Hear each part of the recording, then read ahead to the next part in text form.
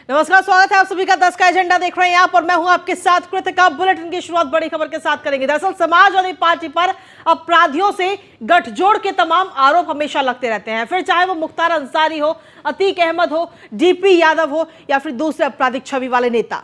इन आरोपों से समाजवादी पार्टी ने बेशक हमेशा इनकार किया हो, लेकिन वो कहते हैं कि जो आदत होती है वो जल्दी नहीं जाती। दरअसल ऐसा हम इसलिए कह रहे हैं क्योंकि अब एक नया मामला हरदोई से सामने आया है, जहां हरदोई में समाजवादी पार्टी ने 28 मुकदमों में वांछित एक शख्स को अपनी पार्टी का जिला अध्यक्ष बना दिया है।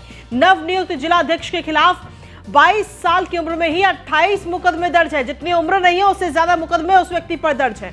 इनमें हत्या का प्रयास, मारपीट जैसे मामलों में गंभीर धाराओं में मुकदमे दर्ज हैं। और इस हिस्ट्री शीटर का नाम है वीरे यादव, जिस पर इस बार समाजवादी पार्टी हाईकमान की मेहरबानी बरसी है। ये बड़ी खबर आप तक पहुंचा रहे हैं। हालांकि इससे पहले भी कई हिस्ट्री शीटरों के नाम सामने आ चुके हैं और समाजवादी पार्टी लगातार ये कहती है कि नहीं, अपराधियों से हमारी पार्टी का कोई वास्ता नहीं है, लेकिन जो आदत होती है वो इतनी जल्दी नहीं है जाती। ये हम सभी जानते हैं कि अतीक अहमद जो आज जेल के अंदर बंद है, उस अतीक अहमद को कहीं ना कहीं अगर संरक्षण मिला था तो इन राजनीतिक पार्टियों की तरफ से ही मिला था, समाजवादी पार्टी की तरफ से संरक्षण मिला था।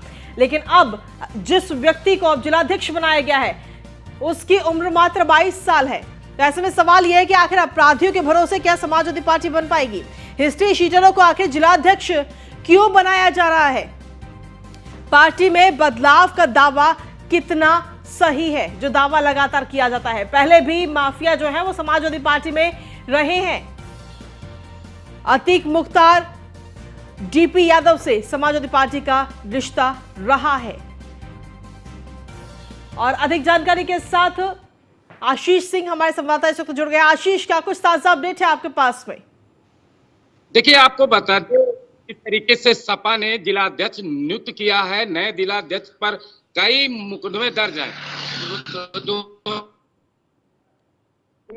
दर्ज हुए हैं वही हत्या जैसे मामले, हत्या हो चाहे हत्या करने का प्रयास हो या मारपीट के मामले हो, ऐसे मामले दर्ज हैं। ऐसे मामले दर्ज होने के बाद हिस्ट्री शीटर भी इनके खुली हुई है और इस तरीके के मामले दर्ज होने के बाद सपा ने जिस तरीके से जिलाध्यक्ष नियुक्त किया है, कहीं न कहीं यहाँ पर बगावत चालू हो गई है और बीजेपी के लोग हैं वो भी तंज कसते नजर आ रहे हैं। जी, लेकिन समाजवादी पार्टी हर बार यही कहती आई है कि अपराधियों की पार्टी नहीं है समाजवादी पार्टी, लेकिन अपराधियों को संरक्षण जरूर कहीं ना कहीं इसी पार्टी की तरफ से दिया जाता है। इससे पहले भी कई नाम सामने आ चुके हैं, उसके बावजूद भी वही तरीका समाजवादी पार्टी इस बार भी अपना रही है। देखिए, बीजेपी कहीं न कहीं इसमें जरूर तंज कस रही है, क्योंकि सपा जिस तरीके से जिला अध्यक्ष नियुक्त करती है, जिस तरीके से कार्यकर्ताओं को जो अपराधी हैं उनका मनोबल बढ़ा रही है, साफ तौर पर दिख रहा है। जिस तरीके से इन्होंने एक अपराधी को जिला अध्यक्ष नियुक्त किया है, कहीं न कहीं इनके पार्टी पे सवाल खड़े हो रहे हैं और बीजेपी जिस तरीके से आरोप लगा रही है, कहीं न कहीं ये आरोप सच साबित हो रहे हैं। बीजेपी जिस तरीके से आरोप लगा रही थी उस तरीके से इन्होंने जिला अध्यक्ष नियुक्त करके कहीं न कहीं अपराधों का बढ़ावा दिया है। यहाँ पर जो अपराधी है, ये जिस तरीके से इसके खिलाफ मुकदमे दर्ज है, कहीं न कहीं जो लोग हैं वो भी हतोत्साहित हो रहे हैं। जो सपा के हैं, कार्यकर्ता हैं, वो भी कह रहे हैं कहीं न कहीं फेसबुक के माध्यम पर जिस तरीके से जिला अध्यक्ष को नियुक्त किया है, कहीं न कहीं सवाल जरूर खड़े कर रहे हैं। 22 साल के अंदर 28 मुकदमे दर्ज हैं वीरे यादव पर। क्या समाजवादी पार्टी को इसकी जानकारी नहीं थी, जो उसके बावजूद भी जिलाध्यक्ष बना दिया गया? देखिए, कहीं न कहीं समाजवादी पार्टी को जानकारी जरूर रही होगी। 22 सालों में 28 मुकदमे दर्ज हैं। हिस्ट्री सीटर है और जिस तरीके से 28 मुकदमे दर्ज हैं, हत्या जैसे जघन्य अपराध हैं और इस तरीके से एक अपराधी को जिलाध्यक्ष बना देना कहीं न कहीं सवाल जरूर खड़ा कर रहा है। और समाजवादी पार्टी की बात करें तो निश्चित तौर पर उनको मालूम होगा, और लेकिन उसके बावजूद ऐसा जिलाध्यक्ष घोषित कर दिया है तो पार्टी के जो लोग हैं, यहाँ के कार्यकर्ता हैं सपा के, वही सवाल खड़े कर रहे हैं कि कहीं न कहीं ऐसा जिलाध्यक्ष नहीं घोषित करना चाहिए था। लेकिन ये सवाल जरूर उठ रहा है क्योंकि बीजेपी के लोग जो है वो सवाल उठा रहे हैं, पदाधिकारी सवाल उठा रहे हैं कि अपराधी को जिलाध्यक्ष घोषित कर दिया है। जिस तरीके से बीजेपी कहती है समाजवादी पार्टी अपराधों को बढ़ावा देती है और अपराधियों को पालती है, जिस तरीके से हरदोई में जिलाध्यक्ष नियुक्त किया है, कहीं न कहीं सवाल जरूर खड़ा कर रहा है। जी आशीष, जिस तरीके से देखा जाए तो इससे पहले अतीक अहमद का नाम सामने आया था, मुख्तार अंसारी का, डीपी यादव का, ऐसे कई नाम सामने आ चुके हैं। उसके बावजूद भी कोई सीख लेने की कोशिश समाजवादी पार्टी कहीं ना कहीं नहीं कर रही है। हालांकि योगी सरकार की अगर बात करें तो लगातार अपराधियों पर नकेल कसने का काम योगी सरकार कर रही है उत्तर प्रदेश के अंदर, तो उसके बावजूद भी ऐसे व्यक्ति को जिलाध्यक्ष बना दिया गया जिस पर 28 मुकदमे दर्ज हैं। आगे चल के जब कार्रवाई होगी तो क्या समाजवादी पार्टी अपना दामन कैसे छुटा पाएगी? फिर देखिए, कहीं न कहीं योगी सरकार अपराध पर अंकुश लगा रही है और ये साफ तौर पर धरातल पर दिख रहा है। चाहे अतीक अहमद हो, इस तरीके से कई अपराधी हैं, उनकी जमीन ठीक है। एक मिनट आपको रोकना चाहेंगे आशीष। हमारे साथ में भारतीय जनता पार्टी के प्रवक्ता हीरो वाजपेयी जुड़ गए हैं। वाजपेयी साहब, देखिए, समाजवादी पार्टी लगातार कहती है कि वो अपराधियों की पार्टी नहीं है, लेकिन उसके बावजूद भी जो काम हो रहे हैं समाजवादी पार्टी के अंदर, हरदोई से जिलाध्यक्ष जिस व्यक्ति को घोषित किया गया है वो कहीं ना कहीं अभी भी 28 मुकदमे उस पर दर्ज हैं।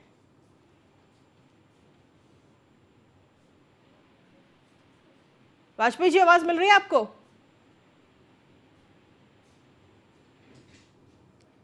चलिए, हमारा संपर्क अभी उनसे नहीं हो पा रहा है। एक बार फिर से संपर्क साधने की कोशिश करेंगे, लेकिन लगातार कहीं ना कहीं तमाम सवाल इस वक्त खड़े हो रहे हैं कि जिस व्यक्ति पर 28 मुकदमे दर्ज है 22 साल के अंदर, आखिर उसको जिलाध्यक्ष क्यों बनाया गया है? हिस्ट्री शीटर को जिलाध्यक्ष क्यों बनाया गया? और संवाददाता आशीष सिंह लगातार हमारे साथ बने हुए हैं। आशीष, अपनी बात पूरी कर सकते हैं आप? देखिए, कहीं न कहीं बीजेपी सरकार उत्तर प्रदेश के जो मुख्यमंत्री योगी आदित्यनाथ अपराधों पर लगाम लगा रहे हैं। जो अपराधी हैं उनको कहीं न कहीं करने का प्रयास कर रहे हैं। जितने भी अपराधी हैं वो अपराध छोड़ने का तौबा तौबा कर रहे हैं। लेकिन वहीं अगर हरदोई जनपद की बात करें, जिस तरीके से सपा सरकार ने जिला अध्यक्ष नियुक्त किया है और कहीं न कहीं एक अपराधी जो बहुत बड़ा अपराधी है, 28 मुकदमे दर्ज है उस पर, हिस्ट्री शीटर है, उसको जिला अध्यक्ष बनाया है। कहीं न कहीं भाजपा के जो पदाधिकारी हैं, यहाँ के लोग हैं, सवाल खड़े कर रहे हैं, तंज कस रहे हैं कि समाजवादी पार्टी अपराधों की पार्टी है। इस तरीके से वो तंज कस रहे हैं। कहीं न कहीं ये बात भी साबित हो रही है, क्योंकि अपराधी को जिलाध्यक्ष घोषित कर देना, सारी बातें मालूम होने के बाद, तो कहीं न कहीं सवाल जरूर खड़े कर रहे हैं। जी आशीष, आपसे जानना चाहेंगे वीरे यादव के बारे में, क्योंकि आप खुद वहां पर रहते हैं, आप लगातार खबरों को कवर भी करते हैं। तो वीरे यादव आखिर कौन व्यक्ति है और किस आधार पर उसे जिलाध्यक्ष समाजवादी पार्टी ने बनाया है? ठीक है आशीष, आपके पास इस सवाल के साथ ही वापस आऊंगे, लेकिन इसी बीच भारतीय जनता पार्टी के प्रवक्ता हीरो वाजपेयी हमारे साथ जुड़ गए। वाजपेयी साहब, स्वागत है आपका न्यूज़ ऑन इंडिया पर। सवाल यही है कि समाजवादी पार्टी लगातार ये कहती है कि वो अपराधियों की पार्टी नहीं है, लेकिन उसके बावजूद भी जिस व्यक्ति को जिलाध्यक्ष बनाया गया है उस पर 28 मुकदमे दर्ज हैं। ठीक है, चाहे अपराधियों को वो दिनों समाज होने के नगर निकाय समाज पार्टी बहुत बुरी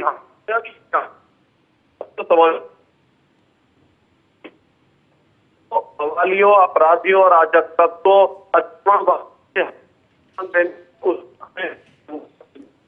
के चेहरे जो लोकतंत्र सबसे चुनाव, और चुनाव में जनता इनको सबक, बिल्कुल, चुनाव में तो जनता सबक सिखाएगी ही, लेकिन जब भी सवाल उठता है अपराधियों को लेकर के तो समाजवादी पार्टी अपना पल्ला झाड़ती है। अब आगे चल के अगर वीरे यादव को सजा होती है तो क्या तब भी पल्ला झाड़ेगी, जैसे अतीक अहमद के मामले में समाजवादी पार्टी ने अपना पल्ला झाड़ा? देखिए, पार्टी तरीके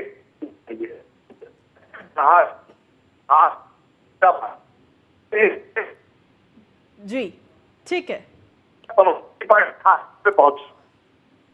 ठीक है, चलिए, शुक्रिया वाजपेयी जी हमारे साथ जुड़ने के लिए।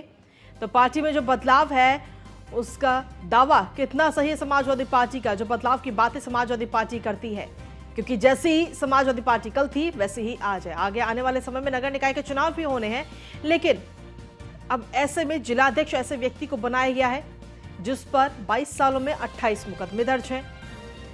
हालांकि भारतीय जनता पार्टी के प्रवक्ता हमारे साथ जुड़े तो उन्होंने सीधे तौर पर कहा कि चुनावों के दौरान जनता इस चीज को लेकर जवाब देगी।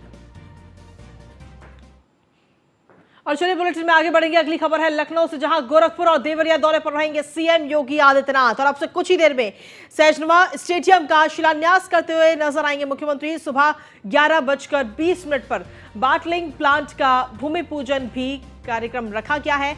उस बाद में दोपहर 2:55 पर स्वर्गीय मर्जादी देवी पीएचसी देवरिया का उद्घाटन मुख्यमंत्री योगी आदित्यनाथ करेंगे। शाम 4 बजे कई परियोजनाओं का लोकार्पण और शिलान्यास करेंगे। 5 बजे जनप्रतिनिधियों से मुलाकात करेंगे मुख्यमंत्री योगी आदित्यनाथ। तो बड़ी खबर आप तक पहुंचा रहे हैं। अधिक जानकारी के साथ संवाददाता हरेंद्र दुबे इस वक्त जुड़ गए। हरेंद्र, क्या कुछ ताजा अपडेट है आपके पास मुख्यमंत्री योगी आदित्यनाथ के आज के कार्यक्रम को लेकर? देखिए, मुख्यमंत्री योगी आदित्यनाथ कल का ही गोरखपुर पहुंचे और गोरक्षनाथ मंदिर में अपनी आवाज, खासतौर से आज सुबह मुख्यमंत्री योगी आदित्यनाथ ने जनता दर्शन का कार्यक्रम लगाया। आपको बता दें कि पूर्वांचल के अनेक जिलों से जनता अपनी समस्या फरियाद लेकर के पहुंची थी और मुख्यमंत्री के सामने अपनी समस्या को रखा। मुख्यमंत्री ने भी संबंधित अधिकारी को दिशा निर्देश देते हुए कहा कि जल्द से जल्द समस्याओं का निस्तारण किया जाए ताकि जनता सुखमय अपनी जीवन व्यतीत कर सके। यही नहीं, सबसे ज्यादा मामले राजस्व विभाग के आए। महाराजगंज और कुशीनगर के मामले अधिक आज पाए गए और 300 से ऊपर लोगों ने अपनी फरियाद मुख्यमंत्री के सामने रखी है।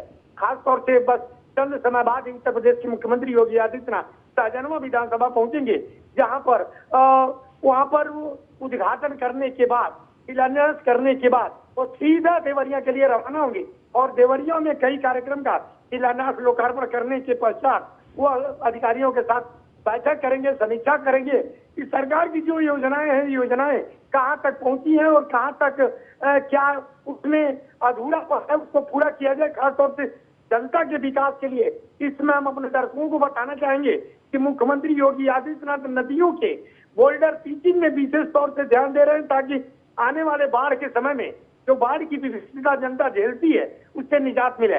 इसलिए सिंचाई विभाग के अधिकारियों के साथ, समस्त विभाग के अधिकारियों के साथ बैठक करेंगे और यह बांध सुदृढ़ और बोल्डर पिचिंग पर विशेष तौर से फोकस आज का रहेगा देवरिया में, क्योंकि देवरिया में नदियों का जाल बिछा है। इसलिए देवरिया के अधिकतर लोग बाढ़ प्रभावित होते हैं बाढ़ से, और जिसको लेकर के निजात के लिए मुख्यमंत्री लगातार प्रयासरत है और काफी निजात में मिल चुकी है।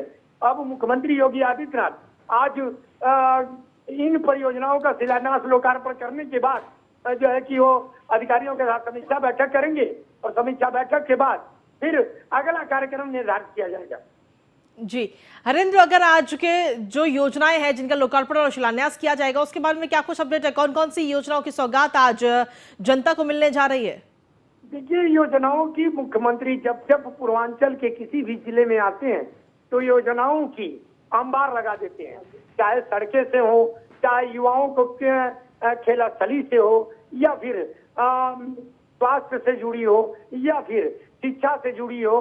सब तरह की योजनाओं को लेकर के मुख्यमंत्री हमेशा चिंतित रहते हैं और लोगों के प्रति संवेदनशील रहते हैं। और इसी कारण है कि आज कई योजनाओं का शिलान्यास और लोकार्पण करेंगे, क्रीड़ा स्थल का लोकार्पण करेंगे, ताकि जो बेरोजगार युवा हैं, जो खेल में अपनी प्रतिस्पर्धा दिखाते हैं, उनको एक प्लेटफॉर्म मिल सके और अपनी जिले का, अपने गांव का, अपने प्रदेश का, अपने देश का नाम रोशन कर सकें। तो मुख्यमंत्री आज कई योजनाओं का शिलान्यास और लोकार्पण करेंगे। ठीक है, शुक्रिया हरेंद्र तमाम जानकारी और अपडेट्स देने के लिए। और वही अगली खबर है गोरखपुर से, जहां पर मुख्यमंत्री योगी आदित्यनाथ ने आज जनता दरबार लगाया। दूर दूर से फरियाद लेकर फरियादी आज पहुंचे थे इस जनता दरबार में, जहां मुख्यमंत्री ने उन फरियादियों की समस्याओं को सुना और साथ ही अधिकारियों को निस्तारण के सीधे तौर पर निर्देश दिए हैं। पुलिस प्रशासन के आला अधिकारी भी इस दौरान मौजूद रहे।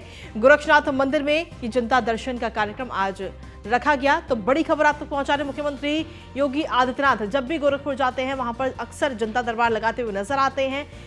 तो जो भी शिकायतें इस दौरान आती, जो भी समस्याएं आती हैं, जनता एक पत्र के जरिए मुख्यमंत्री योगी आदित्यनाथ को अपनी समस्या से अवगत कराती है। उसके बाद में मुख्यमंत्री उन समस्याओं का निस्तारण करने के लिए सीधे तौर पर अधिकारियों को निर्देश देते हैं। तो एक बार फिर जनता दर्शन का कार्यक्रम आज लगाया गया। ये तस्वीरें आपको दिखा रहे हैं गोरक्षनाथ मंदिर में जनता दर्शन का ये कार्यक्रम लगाया गया था। और अगली खबर है लखनऊ से, जहां पर आरक्षण अध्यादेश आयोग की रिपोर्ट को हाईकोर्ट में चुनौती दी गई है। निकाय चुनाव की आरक्षण प्रक्रिया को लेकर के ये याचिका दायर की गई है और दाखिल हुई नई याचिका की सुनवाई 10 अप्रैल को की जाएगी। हाईकोर्ट की लखनऊ बेंच में ये नई याचिका दाखिल हुई है। इसकी बड़ी खबर।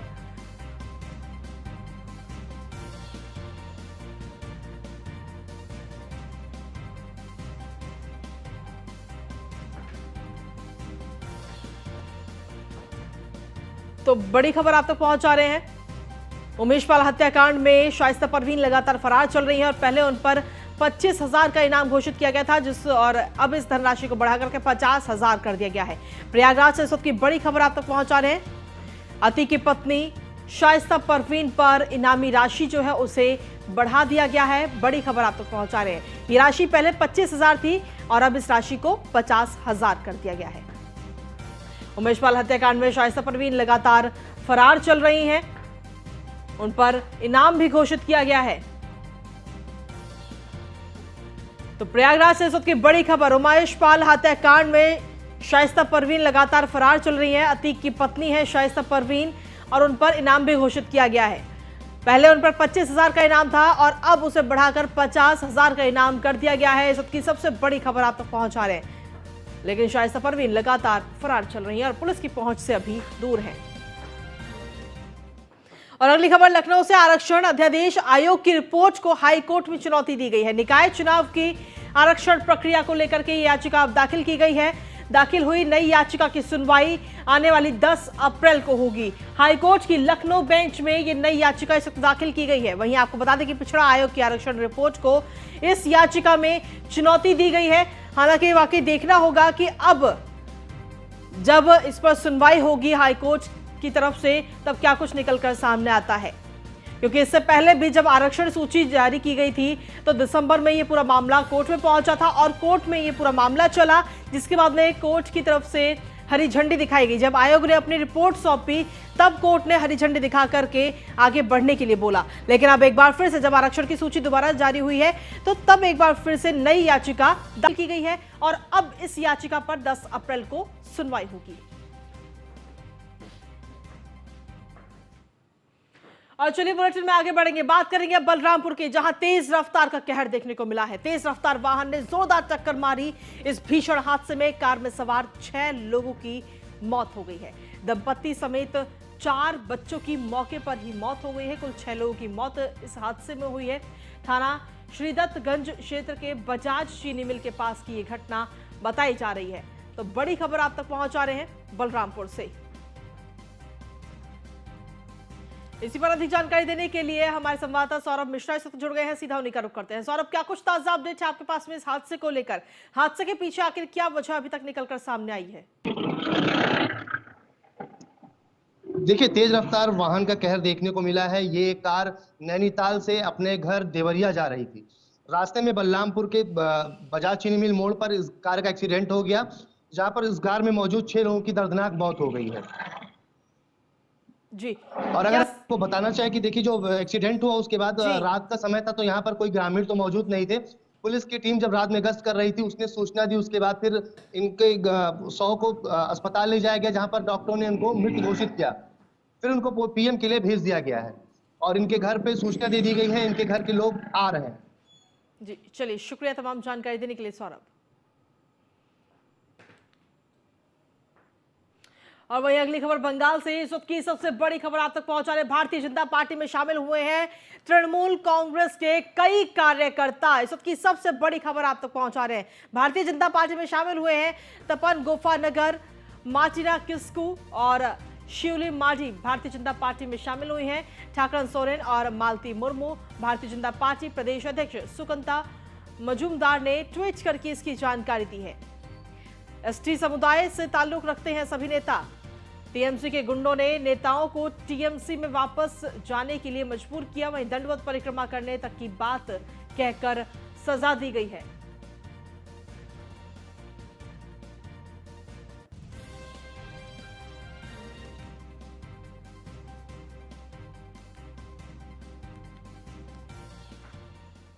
और चलिए बुलेटिन में आगे बढ़ेंगे। लखनऊ सदर के विधायक राजेश्वर सिंह ने एक ट्वीट किया। राजेश्वर सिंह ने इस दौरान सीधे तौर पर ममता सरकार पर निशाना साधा। उन्होंने लिखा कि बंकिम चंद्र जी को उनकी पुण्यतिथि पर ये कैसी श्रद्धांजलि।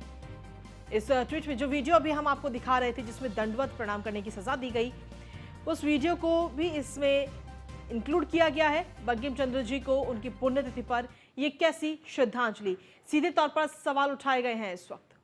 ये ट्वीट भी इस वक्त आपको दिखा रहे हैं। आपको बता दें कि राजेश्वर सिंह की तरफ से ये ट्वीट किया गया है और ममता पर सीधे तौर पर निशाना साधा गया है इस ट्वीट के जरिए।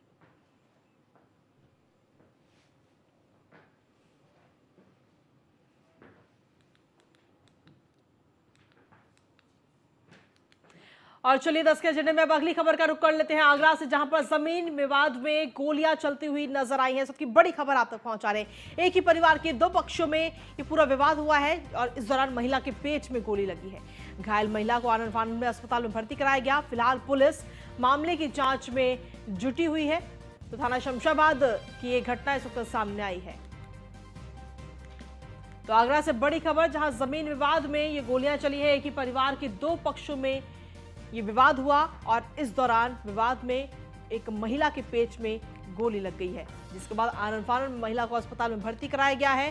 फिलहाल पुलिस आगे की जांच अब कर रही है इस पूरे मामले को लेकर।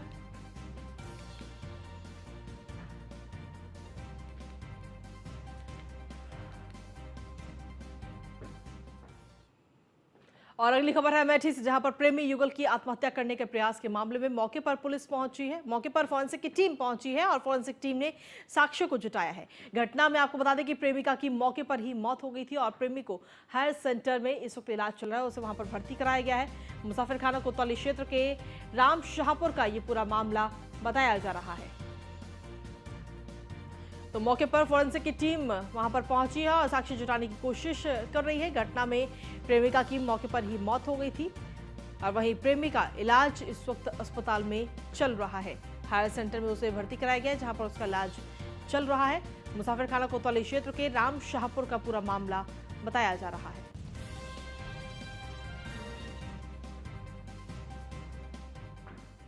अगली खबर है बुलंदशहर से, जहां पर पुलिस ने करण हत्याकांड का पूरा खुलासा कर दिया है।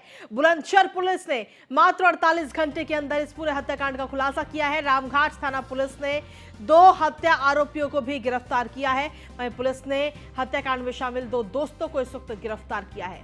दरअसल आपको बता दें कि शराब का गिलास गिरने पर दोस्तों ने ही गला दबाकर हत्या कर दी थी करण की, और हत्या के बाद दोस्तों ने शव को जलाया, जिसके बाद में पुलिस ने अर्धजला शव बरामद किया था और इस पूरी गुत्थी को सुलझा दिया है। मात्र 48 घंटे के अंदर इस पूरे हत्याकांड का खुलासा पुलिस की तरफ से किया गया है।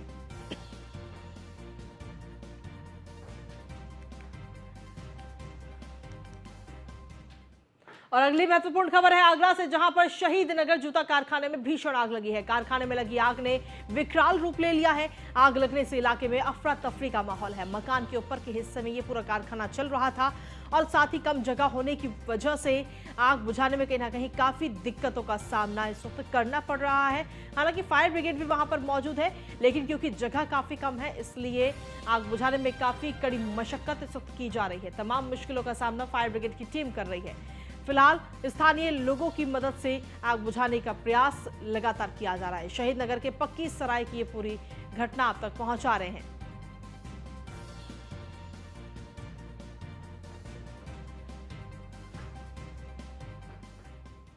और अगली महत्वपूर्ण खबर है अलीगढ़ से, जहां पर अनियंत्रित पुलिस वैन ने छात्र को जोरदार टक्कर मारी। इस सड़क हादसे में छात्रों की दर्दनाक मौत हो गई है। मौत की सूचना पर परिजनों में कोहराम मचा हुआ है। पुलिस मामला दर्ज कर फिलहाल आगे की जांच में जुट गई है।